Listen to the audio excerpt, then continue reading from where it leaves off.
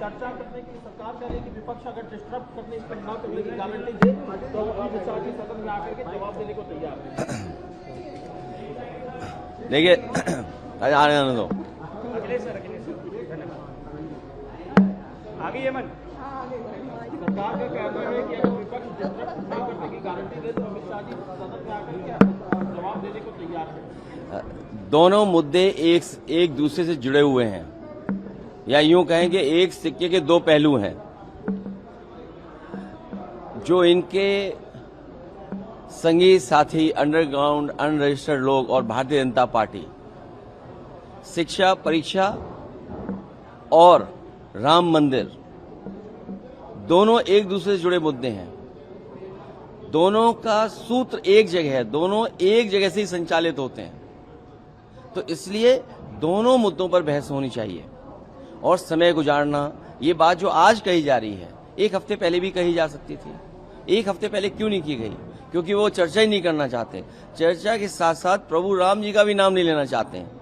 जब चंदे की बात आएगी तो सदन में हम सब प्रभु श्री राम जी का नाम लेंगे, उसका भी नाम नहीं लेना चाहते हैं भारतीय जनता पार्टी के लोग। और जो लोग लाठी मारे हैं छात्र नौजवानों को, याद रहे भगवान की लाठी में आवाज नहीं होती है। और फिर इनके लिए धर्म, धन ही धर्म है सबसे बड़ी चीज। आकाश आनंद झारखंड के मसले पे मैंने पिछली बार भी कहा, आपसे फिर कहता हूँ कि बातचीत ही रास्ता है और लगातार बातचीत करते रहना चाहिए।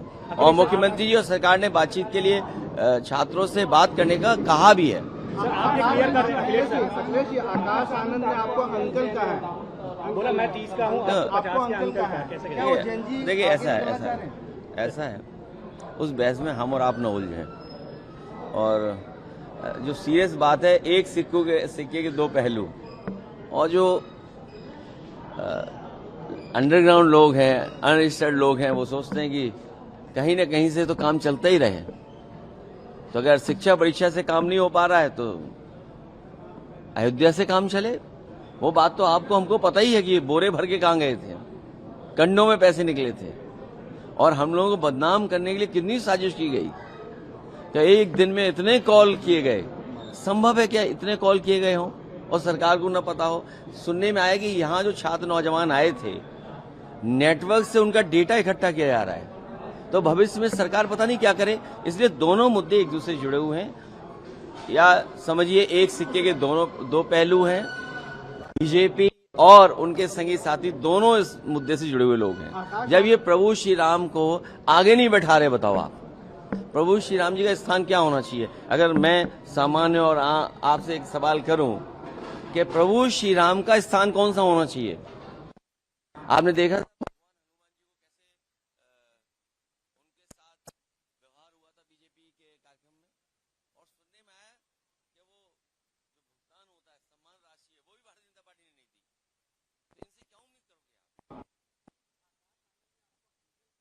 पॉलिटिक्स करना चाह रहे हैं। देखिए ये कोई बहस का मुद्दा नहीं है। और हमारे संबंध बहुतों से बहुत अच्छे रहे हैं, इसलिए कुछ मत कहलवाओ तो ही अच्छा है। और अच्छा, देश को लड़ाई किससे है? जिसकी सरकार दिल्ली में है, जिसकी सरकार यूपी में है। संघर्ष लड़ाई तो उससे है ना। शिक्षा संस्थाएं कौन चलवा रहा है, किसके माध्यम से चल रहे हैं, आरक्षण की कितनी लूट हो रही, परीक्षाएं कितनी नहीं हो पा रही हैं। तो मुद्दे तो वो हैं आज। यूपी में गोमूत्र मुद्दा अंकल नहीं है।